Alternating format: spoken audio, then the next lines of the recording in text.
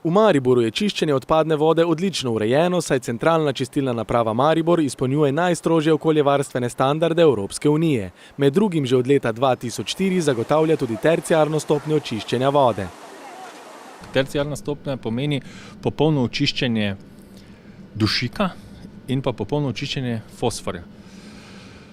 Fosfor se procesno čisti na dva načina. En je z kemijsko koagulacijo, drugi pa je z organsko absorpcijo. Se pravi, nepomembno je povedati to, da mi že od leta 2004 obratujemo terciarno čiščenje na mariborski čistilni napravi, ki je bila dejansko takrat prva v Sloveniji za to stopnjo čiščenja. Zakaj? Zato, ker smo mi že takrat, ko smo končevali to čistilno napravo, vedeli, da bo EU predpisala obvezno terciarno stopnjo čiščenja za vse naprave, ki obratujejo v porečju reke Donave. Pred terciarnim čiščenjem pa se voda najprej prečisti mehansko. V tej fazi zaposleni v vodi najdejo veliko stvari, ki tja ne pašejo.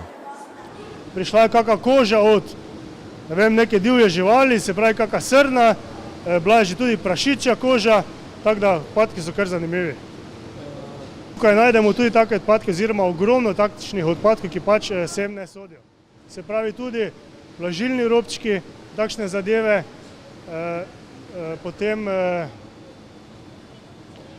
palčke za ušesa in te zadeve, kar bi pač se naj doma ločevalo že, to se ogromno meče v kanalizacijo in potem to vse skupaj pride do nas. Ozaveščanje o pomembnosti vode se tako mora začeti že zelo zgodaj. Naprimer, da če si umijemo zobe, samo pomočimo ščetko vodo in potem vodo takoj ugasnemo. Ko se namilimo, je voda ugasnjena, ko pa se splahnjujemo, pa je vklopljena. Brez nje ne bi niti mogli živeti, smo se že tako navadili. Še vedno pa se premalo zavedamo, kako problematični so odpadki, ki jih mečemo v straniščno školjko. Ko je sistem ali pa na neki lokaciji kanalizacijska cev zamašena z, recimo, hrana za glodavce v kanalizacijskem sistemu. Če ti glodalci odmrejo, povzročijo blokado neke cevi, ob nalivu ta cev poči. Ko ta cev poči, imamo kanalizacijsko vsebino na površju cestišča, recimo, ali pa ulice.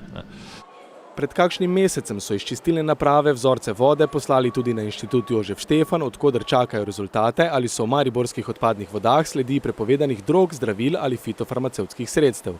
Direktor je še poudaril, da priklop Magne na kanalizacijski sistem na centralno čistilno napravo ne bo imel nikakršnega vpliva.